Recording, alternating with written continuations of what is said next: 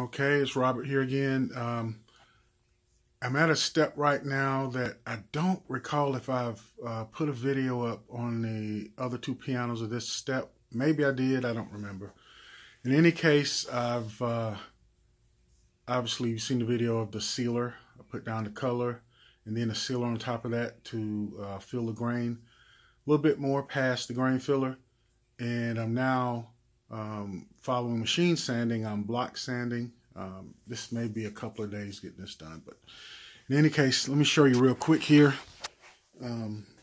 There's what I'm block sanding with, and basically you see the striations there, but it's basically level, and that's providing a good surface for me to put the semi-gloss on top of, so that it'll be mirror slick.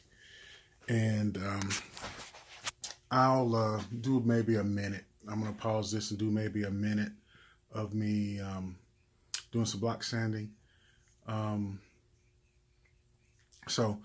If you want to see the final steps, there'll be a couple of 3 more steps with this one.